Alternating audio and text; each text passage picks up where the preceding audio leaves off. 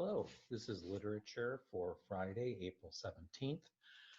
You should have read the second part of Perseus, 119 to 127, and taken the quiz. If you haven't done that, please pause the video and read the section and take the quiz, and then come back to the video.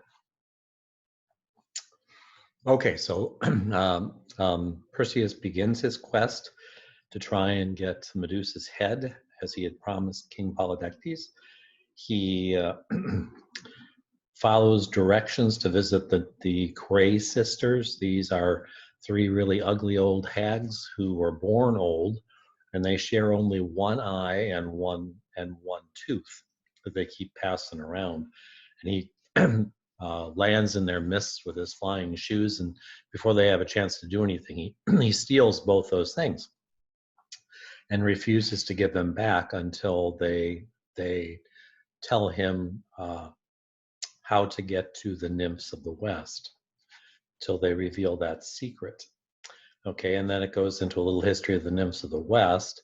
Hera, as a wedding present, was given, Mother Earth gave her an apple tree that had golden apples.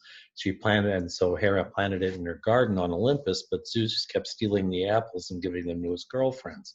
So Hera hid the tree at the far end of the world, where Zeus didn't know where it was. And that's also where the Titan Atlas is holding up the sky. His three daughters are the nymphs of the West, and they guard the apple tree along with several secrets. And if people try and come and get those things, then the nymphs of the West sort of dance them into confusion and then push them off a cliff, which they tried to do. When Perseus first arrives near the nymphs of the West, they think he's Hermes because of the flying shoes, and then they realize he's not. So they try and use the usual tactics on him, but he refuses to come fly down close enough for them to affect him. And he tells them what he wants. That he wants what he needs to get Medusa's head. So they sort of like Perseus right from the beginning, and decide that they'll go ahead and give him what he needs and tell him where to find the Gorgon sisters, even though they're cousins to them. So they give him the information, and also several things that he's going to need. A cap that makes him invisible, called the Cap of Darkness, a sickle-shaped sword, and a shield that's very shiny, almost like a mirror. And they tell him to remember never to look at Medusa directly, but to use the shield mirror to look at her. So he flies to where the Gorgons are, and they're asleep. And he approaches them using the shield and looking in it and walking backwards and they're asleep, as I said. And so and Medusa leaves her head uncovered so that if anybody comes across them, they'll just turn to stone. And the place where they are is surrounded by statues because it's all people who have turned to stone. So he strikes downward with a sword and does slice off her head, puts it in the bag quickly, and flies off before her sisters awaken. Then they try and chase him, but he's too fast and he gets away. So that's where we leave off. And for Monday, you are reading the last section of Daedalus, the shortest, or Perseus, the shortest one, 127 to 133. So finish Perseus for Monday and take the quiz before you watch Monday's video. Continuing with the story of Circe from the adventures of Ulysses. Ulysses bade his men disembark. He led them past a fringe of trees to a great meadow where, hold on a second, I got this marked in the right spot. Oh yeah, we finished Circe. I forgot where we were. We had read the first part of the Land of the Dead, and they just arrived in the Land of the Dead. Ulysses bade his men disembark from the boat. He led them past a fringe of trees to a great meadow where black goats cropped black grass. He drew his sword and scraped out a shallow trench, and then had his men cut the throats of the two black goats and hold them over the trench until it was filled with blood. For it was ghosts that he had come to counsel with, and ghosts, he knew, came only when they could find fresh blood to drink, hoping always to fill their dry veins. The meadow was still, no birds sang, there was no shrill of insects, the goats did not bleat. The men were too frightened to breathe. Ulysses waited, leaning on his sword, gloomily watching the trench of blood. Then he heard a rustling and saw the air thicken into sprouts of steam. Steamy shapes separated, heads and shoulders of mist leaning over the trench to drink, growing more and more solid as they drank. So these ghosts begin to solidify. One raised its head and looked at him. He shuddered. It was his mother, Anticlea. Greetings, mother. How fare you? Poorly, son. I'm dead. Dead, dead. I kept telling you I would die one day, but you never believed me. Now you see. But do you see? Say you see.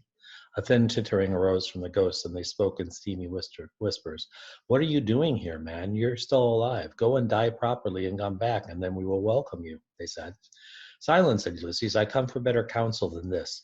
I must find my way back to Ithaca, past the mighty wrath of a god who reaches his strong hand and swirls the sea as a child does a mud puddle, dashing my poor twig of a ship from peril to grim peril. I need good counsel to get home. Where is the sage Tiresias? Why has he not come to greet me? Coming, coming. He's blind, but he smells blood as far as any. Do not drink it all. Save some for Tiresias. And Ulysses smote the ghosts with his sword, driving them back, whimpering from the trench of blood. But then, striding across the meadow, came certain ghosts in armor, and Ulysses bowed low. Welcome, O fox of war, cried the ghost of Achilles. Tell me, do men remember me in Arcadia? The gods have not allowed me to set foot upon our dear island, said Ulysses, but on whatever savage shore I am thrown, there are those who know the name of the great Achilles.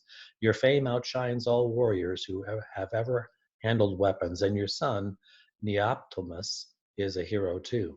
Thank you, Ulysses, said the ghost of Achilles. Your words are fair and courteous as always. Now heed my message. When you leave this land, you will sail past an island where you will hear the voices of maidens singing. And the sound of their singing will be sweeter than the memories of home. When your memories hear them singing, their wits will be scattered and they will wish to dive overboard and swim to shore. If they do, they will perish, for these maidens are a band of witch sisters, music-mad sisters, who lure sailors to the rocks so that they may flay them and make drums of their skin and flutes of their bodies. They are the siren sisters. When you pass their shore, steer clear of them. Steer clear. Thank you, great Achilles, for your advice. Next to Achilles stood a huge ghost staring at Ulysses out of empty eye sockets. He was a giant skeleton. He wore a cloak of stiffened blood and a red plume upon his skull. His spear and sword were made of bone, too. He was Ajax. You tricked me, Ulysses, he said. When great Achilles here fell on the field of battle, you claimed his golden armor by craft, when I should have had it. I. You took the golden armor that my heart desired and drove me mad with rage, so that I butchered cattle and captives and then killed myself. I hate you, Ulysses, sly one, and have this bad news for you. If you ever do reach Ithaca, you will find your wife being courted by other men, your son a captive in your own castle, and your substances devoured. This is my word to you, Ulysses, so you had simply better fall on your own sword now, where you stand, and save another trip to Hades. Thank you, great Ajax, said Ulysses. I will remember what you have told me. I knew that Penelope was being wooed by other men in your absence, said Ulysses, his mother. I knew it well, but I wouldn't speak evil of your wife. Not I. Not I. Well, thank you, mother, said Ulysses. Then came a ghost so new that its flesh had not quite turned to mist, but it quivered on his bones like pale jelly. This was Elpenor, who had fallen from the mast and had led them to Tartarus. When Ulysses saw who it was, he was taken by a great dread and cried out, I didn't push you, Elpenor, you fell. It was an accident, I swear. Nevertheless, said Elpenor, my ghost will trouble you until you make my grave. How should I do that? Ulysses said. The first land you come to, build me a barrow and set thereon my oar. If you forget, I shall scratch at your windows and howl down your chimney and dance in your sleep. I remember we run across this before, that if a ghost doesn't have a proper grave, it will come back and haunt the people who should have given it a proper grave. I will build your grave with my own hands, said Ulysses. Have you any counsel for me? Yes. Death has cleared my eyes, and I see things I would have not have known otherwise. I see your ship now sailing in a narrow place between two huge rocks. Beneath the starboard rock is a cave, and in that cave squats Scylla, an unpleasant lady with 12 legs and 6 heads, who cries with the voice of a newborn puppy. If you sail too close to that rock, she will seize 6 sailors from your ship to feed her 6 mouths. Well, then I will steer away from Scylla, said Ulysses, toward the other rock. Ah, but under the other rock lurks a strange, thirsty monster named Charybdis, whose habit it is to drink up a whole tide of water in one gulp, and then spit it out again, making a whirlpool of such terrible sucking force that any ship within its swirl must be destroyed. Monsters to the right and monster to the left, cried Ulysses. What can I do then? You must keep to the middle way, Elpenor says, but if you cannot, and indeed it will be very difficult, for you will be tacking against headwinds, then choose the right-handed rock where hungry Scylla squats, for it's better to lose 6 men than your ship and your entire crew. Thank you, courteous Elpenor, said Ulysses. I will heed your words. Then the air grew vaporous as the mob of ghosts shifted and swayed, making way for one who cleaved forward toward the trench of blood. Ulysses recognized the one he was most eager to see, the blind woman-shaped ghost of Tiresias, the sage of Thebes, expert at disasters and master of prophecy. Hail, venerable Tiresias, Ulysses cried, all honor to you. I have journeyed far to make your acquaintance. Tiresias came silently to the trench and knelt and drank. He drank until the trench was empty, and the misty bladder of his body was faintly pink. You honor me by your visit, Ulysses, Tiresias said. Many men sought my counsel when I was alive, but you're the first client to have made his way down here to the underworld. You have heard these others tell you of certain petty dangers that you will do well to avoid, but I have a mighty thing to tell you. Tell me then, said Ulysses. Your next landfall will be a large island that men shall one day call Sicily. Here, the sun titan Hyperion pastures his herds of golden cattle. Your stores will have been eaten when you reach this place. Your men will be savage with hunger. But no matter how desperate for food they are, you must prevent them from stealing even one beef. If they do, they will never see home again. I myself will guard the herds of the Sun Titan, said Ulysses. Not one beef shall be taken. Thank you, wise Tiresias. Go now, Tiresias said. Take your men aboard the ship and go. Sail up the Black River toward the upper air. But now that I am here and have come with such a long and weary way to get here, may I not see some of the famous sights here? May I not see Orion hunting and Minos judging? May I not dance with the heroes in the fields of Asphodel? May I not see Tantalus thirsting, or my own grandfather Sisyphus rolling his eternal stone up that hill?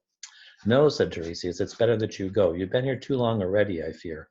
Too long exposed to these bone-bleaching airs. You may already be tainted with death, you and your men making your fates too heavy for any ship to hold. So embark then, sail up back up the Black River. Do not look back. Remember our advice and forget our reproaches. Do not return until you are properly dead. Ulysses ordered his men aboard. He put down the helm. There was still no wind, but the sails stretched taut and the ship pushed upriver. Heeding the last words of the old sage, he didn't look back, but he heard the voice of his mother calling out, "Goodbye, Ulysses, goodbye," until it grew faint as his own breath. And we'll pick up with more of that on Monday. So have a good weekend. Again, look for another literature video on Monday, and we'll continue then.